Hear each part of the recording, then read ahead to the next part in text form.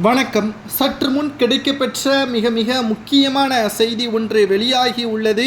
பழைய ஓய்வூதிய திட்டம் ஆசிரியர்கள் சாலையில் இறங்கி போராடி வரக்கூடிய இந்த ஒரு வேளையில் முதல்வர் ஸ்டாலினுக்கு ஒரு ஓட்டுக்கள் கூட அரசாங்க ஊழியர்களிடம் இருந்து கிடைக்காது என்பதையும் தற்பொழுது தெரியப்படுத்தியிருக்கிறார்கள்.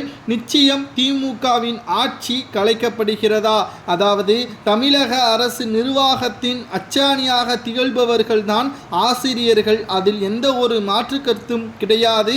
குறிப்பாக எதிர்கால தலைமுறையினர்களை உருவாக்குபவர்கள் எந்த கவலையும் இன்றி இருந்தால்தான் மாணவர்களை அறிவார்ந்தவர்களாக உருவாக்குவதில் முழுமையான கவனத்தை செலுத்த முடியும். தொடக்கப்பள்ளி ஆசிரியர்களின் அடிப்படை வாழ்வாதாரம் கோரிக்கைகளை கூட நிறைவேற்றாமல் அவர்களை போராட்ட நிலையிலேயே தமிழக அரசு வைத்திருப்பதாகவும் தற்பொழுது மிக முக்கியமான ஒரு தலைவர் தெரிவித்திருக்கிறார்.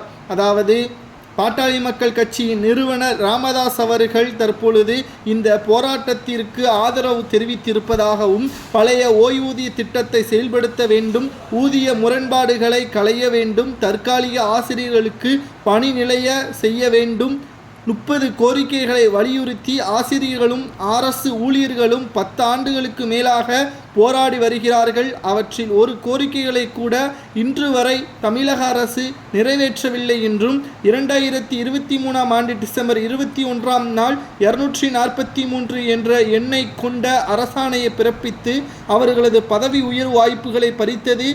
30 கோரிக்கைகளுடன் அரசாணை எண் 243 நீக்க வேண்டும் என்றும் தற்பொழுது அன்புமணி ராமதாஸ்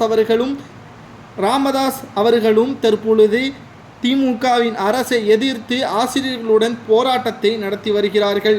அது மட்டுமல்ல, தொடக்கப்பள்ளி ஆசிரியர்களின் கோரிக்கைகளை முக்கியத்துவம் இல்லாத சிலவற்றை மட்டும் தமிழக அரசு நிறைவேற்றிய நிலையில் தொடக்க கல்வி பணியாற்றும் ஆசிரியர்கள் 15 கோரிக்கைகளை மட்டும் நிறைவேற்ற வேண்டும் என்றும் வலியுறுத்தியும் வருகிறார்கள்.